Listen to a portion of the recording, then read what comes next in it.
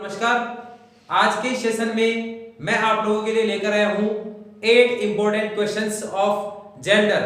कल हम लोगों ने 9 इंपॉर्टेंट क्वेश्चंस ऑफ जेंडर के बारे में डिस्कस किया था और आज के हमारे सेशन में जो कि हमने चला रखा है RPSC second grade English subject के लिए, और इस सेशन में आज मैं आपके लिए लेकर आया हूं 8 इंपॉर्टेंट क्वेश्चंस ऑफ जेंडर। तो चलिए बिना समय गवाए आगे बढ़ते हैं। हमारा जो पहला पॉइंट है, इस पॉइंट के अकॉर्डिंग आप देख सकते हैं कि यदि किसी भी ऑब्जेक्ट को क्वेश्चन में पर्सोनिफाई किया हुआ है, मींस उस ऑब्जेक्ट का पर्सोनिफिकेशन किया हुआ है, उसका मानवीकरण यदि किया हुआ है, तो इस पर्सोनिफिकेशन में दो बातों का आपको खास तौर से ध्यान रखना है।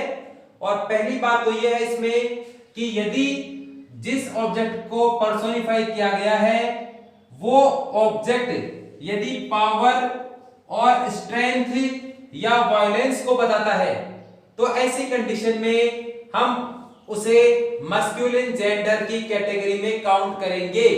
जबकि यदि ऑब्जेक्ट को पर्सोनिफाई किया गया है और उसका पर्सोनिफिकेशन ब्यूटी को, पीस को या फिर कामनेस को बताए, तो ऐसे ऑब्जेक्ट को हम काउंट करेंगे फेमिनिन जेंडर में। अच्छे से आप इस बात को कंसल्ट कर ले। यदि क्वेश्चन में ऑब्जेक्ट को पर्सोनिफाई किया हुआ है और यदि उसका पर्सोनिफिकेशन पावर या स्ट्रेंथ या वायलेंस को बताएगा, तो उसे हम काउंट करेंगे मस्कुलिन जेंडर की कैटेगरी में। और यदि वो ऑब्जेक्ट का पर्सोनिफिकेशन ब्यूटी, पीस या कामनेस को बताएगा, तो हम उस ऑब्जेक्ट को काउंट करेंगे फेमिनाइन जेंडर की कैटेगरी में। और यदि मस्कुलिन जेंडर की कैटेगरी में काउंट करेंगे तो उसके लिए आपका हम यूज करेंगे ही, और यदि फेमिनाइन जेंडर की कैटेगरी में काउंट करेंगे तो हम उसके लिए जो प्रोनाउन काम मिलेंगे वो होगा सी। तो पहला आपका पॉइंट आपने अच्छे से कंफर्म कर लिया, जो कि आपका इंपॉर्टेंट पॉइंट होने वाला है।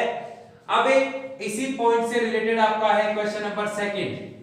अब क्वेश्चन नंबर सेकंड आपका द सन और समर और winter has reached dot peak, means सूर्य या ग्रीष्म या सर्दी अपने पीक पर पहुंच चुकी है।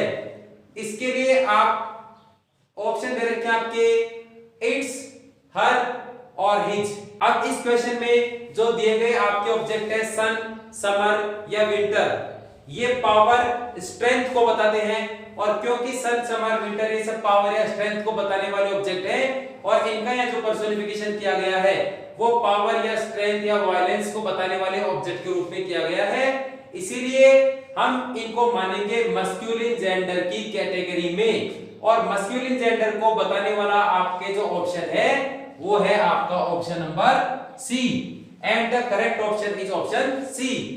ये अच्छे से आप कंफर्म कर लें। यहाँ ऑप्शन इट्स और हर दोनों ही रॉन्ग है। यहाँ इसलिए दोनों रॉन्ग है क्योंकि दिए गए ऑब्जेक्ट को पर्सोनिफाई कर रखा है क्वेश्चन में, और पर्सोनिफिकेशन को बता, ये जो जिसको पर्सोनिफाई किया हुआ है ऑब्जेक्ट को, वो पावर या स्ट्रेंथ को बता रहा है, इसलिए हम इसे काउंट करेंगे मस्कुलिन जेंडर की कैटेगरी में, and our answer will be option C. बढ़ते हैं आगे हमारे नेक्स्ट क्वेश्चन की तरफ, और ये आपका क्वेश्चन नंबर थर्ड भी फर्स्ट पॉइंट के अकॉर्डिंग ही है। और क्वेश्चन आपका nature has dot beauty, option है इट्स, हर एंड हिज। तो जो नेचर है, आप नेचर को यहाँ पर्सोनिफाई किया हुआ है, और जैसे कि हमने अभी डिस्कस किया कि यदि पर्सोनिफिकेशन किया हुआ है वो यदि ब्यूटी या पीस या कामनेस को बताए, तो उस कंडीशन में आप इसे फेमिनाइन जेंडर की कैटेगरी में काउंट करेंगे। और फेमिनाइन जेंडर के according nature has her beauty. यहां आपके ऑप्शंस ए और सी दोनों ही रॉन्ग होने वाले हैं, क्योंकि नेचर जो है वो पीस, कामनेस और ब्यूटी को बताता है, इसलिए हम इसे फेमिनाइन जेंडर की कैटेगरी में काउंट करेंगे, और इसके अकॉर्डिंग इसका आंसर होने वाला है आपके ऑप्शन बी। बढ़ते हमारे नेक्स्ट क्वेश्चन की तरफ, fourth number, and the question is a ship has reached at the harbour with blank luggage. Important question है, अच्छे से आप इसको भी बिल्कुल कंफर्म करें। A ship has reached at the harbour with dot luggage. अब इट्स और हर यहाँ आपके पास दो ऑप्शन है, ऑप्शन और भी कई तरह के आपके पेपर में आएंगे, लेकिन मैंने आपको जिन ऑप्शंस की अधिक संभावना रहती है मिस्टेक होने की वही ऑप्शन मैंने आपको यहाँ डिस्कस किए हैं। तो अच्छे से आप एक बात कंफर्म कर लें कि आपका जो शिप है, ये शिप इस हमेशा बिहेव करेगा, अगर जेंडर के अकॉर्डिंग बात करें तो जेंडर के अकॉर्डिंग शिप जो है वो आपका बिहेव करेगा फेमिनाइन जेंडर की तरह है। अच्छे से इस बात को कंफर्म कर लें। यदि पेपर में क्वेश्चन पेपर में शिप आपके नाउन दे रखा है और इसका जेंडर अगर डिस्कस करना चाह रहा है तो शिप को आप हमेशा काउंट करेंगे फेमिनाइन जेंडर की तरह, मींस शी की तरह। और यदि हम शी की तरह शिप को काउंट करेंगे तो इसका आंसर होने वाला है आपके option B, means a ship has reached at the harbour with her luggage. Important question है जो कि मैं डिस्कस कर चुका हूं, अच्छे से आप इसको समझ लें। And next one is question number 5, spring autumn has spread dot beauty on earth. इसमें एक इंपॉर्टेंट बात आप लोगों को डिस्कस करना चाहूंगा। यहां आप देख रहे हो ऑन अर्थ, तो कुछ साथी या कुछ विद्यार्थी यहां सोच रहे हैं कि ऑन द अर्थ यहां होना चाहिए था, फिर यहां अर्थ के पहले दैट क्यों नहीं आया। तो आप एक बात अच्छे से कंफर्म कर लें, आपका ऑन अर्थ है, ये ऑन अर्थ फिक्स फ्रेज है और ऑन अर्थ में कभी भी हम लोग अर्थ के पहले आर्टिकल का यूज नहीं करेंगे, मींस कभी भी ऑन द अर्थ नहीं होगा। ये अच्छे से कंफर्म कर लें, हमेशा फिक्स फ्रेज में ऑन अर्थ ही होगा, ऑन द अर्थ कभी नहीं होगा। तो चलिए बढ़ते हैं हमारे क्वेश्चन की तरफ। और spring autumn has spread its beauty और हर ब्यूटी। तो जैसे कि स्प्रिंग और ऑटम है वो इंडिकेट करती है ब्यूटी को, नेचर की ब्यूटी को इंडिकेट करने वाले दो ऑब्जेक्ट हैं जिनको पर्सोनिफाई कर रखा है। अब स्प्रिंग और ऑटम का जो पर्सोनिफिकेशन है वो आपके बता रहा है ब्यूटी या आपके कामनेस को, और इसलिए हम इनको काउंट करेंगे फेमिनिन जेंडर की कैटेगरी में। और फेमिनिन जेंडर की कैटेगरी में होने के कारण इनके लिए हम जो यहाँ ऑप्शन चूज करेंगे वो आपका होने वाला है ऑप्शन बी, मींस स्प्रिंग और ऑटम है spread her beauty not its beauty. जैसे कि पॉइंट नंबर 1 से बिल्कुल क्लियर है ये सब चीजें। हमने यहाँ 3 क्वेश्चन देखे हैं पॉइंट 1 को क्लैरिफाई करने के लिए, और तीनों ही पॉइंट इंपॉर्टेंट है। इसके अलावा एक आपका इंपॉर्टेंट पॉइंट जो शिप से रिलेटेड है वो भी मैं आपको डिस्कस कर चुका हूं। इसके अलावा एक और जो इंपॉर्टेंट पॉइंट था आपके आर्टिकल से रिलेटेड वो भी हम इस क्वेश्चन में क्लियर कर चुके हैं। बढ़ते हैं हमारे क्वेश्चन नंबर 6 की तरफ। India is a great country, blank has a great population. अब यहां आपके क्वेश्चन है India is a great country, अब यहां आपके ऑप्शन इट और हर में कौन सा होने वाला है। ये भी बहुत अच्छा क्वेश्चन है, अच्छे से आप इसको कंसल्ट करें। India is a great country, अब option A it has a great population और her has a great population, और यहां आप कह सकते हो मैंने मान लीजिए ऑप्शन आपके रखा एक और सी हैज अ ग्रेट पॉपुलेशन। तो यदि मैं पॉलिटिकल वे में किसी कंट्री की बात करूंगा, पॉलिटिकल वे में, तो पॉलिटिकल वे में किसी कंट्री की बात किए जाने पर हम उसके लिए काम में लेंगे ऑप्शन ए इट। अच्छे से इस बात को कंफर्म कर ले, यदि मैं किसी कंट्री को डिस्कस करूं पॉलिटिकल वे में, तो पॉलिटिकल वे में किसी भी कंट्री का नाम आने की स्थिति में हम उसके लिए काम में लेंगे इट। इसीलिए ऑप्शन यहां होगा आपके right answer is it. India is a great country, it has a great population.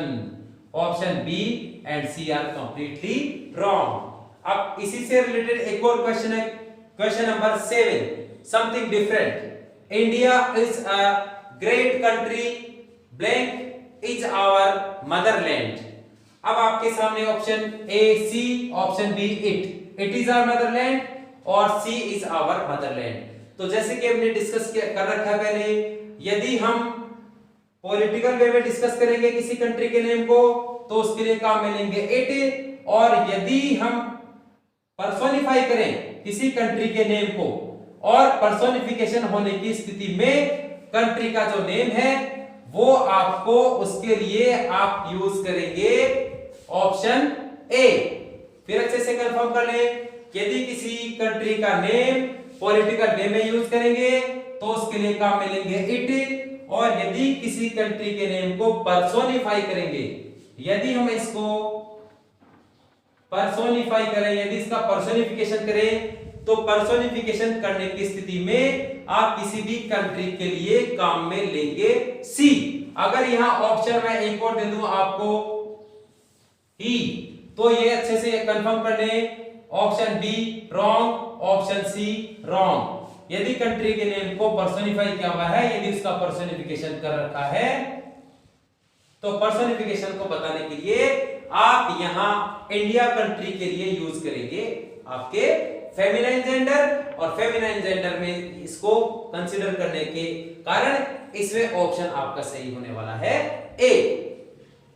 अब question number 8 and the last one, opposite gender of heart.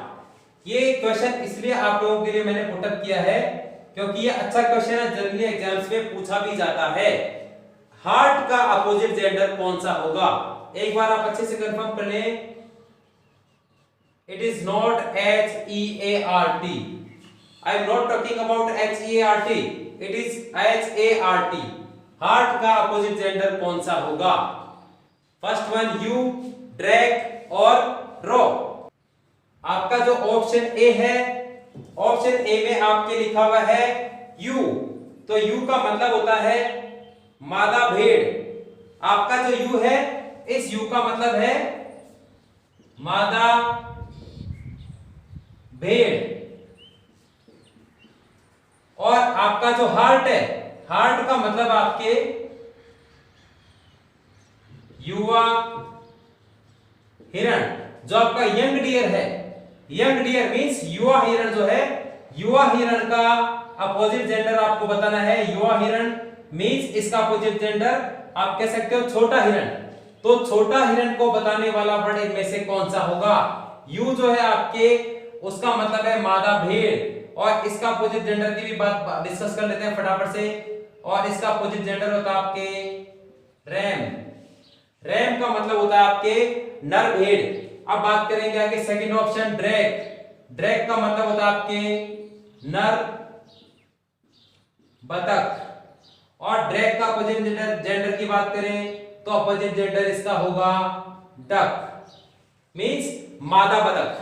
Duck का अपोजिट जेंडर है ड्रैग, यू का opposite gender है RAM, और आपके you का मतलब है आपके भेड़, भेड़ को इंडिकेट कर रहा है। ड्रैग आपके बतख को इंडिकेट कर रहा है, जबकि हार्ट जो है वो इंडिकेट कर रहा है हिरण को। यंग डियर इसको बोलेंगे हार्ट, और जो आपके छोटा हिरण है, छोटे हिरण को बताने के लिए आपके होगा रॉ।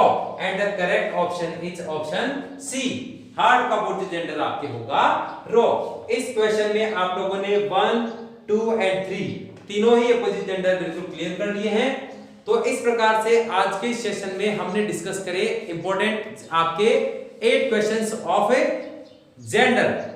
अब अगले सेशन में मैं आप लोगों के लिए लेकर आऊंगा केस से रिलेटेड 10 to 15 इंपॉर्टेंट क्वेश्चंस। तो मिलते हैं अगले सेशन में, तब तक के लिए टेक केयर।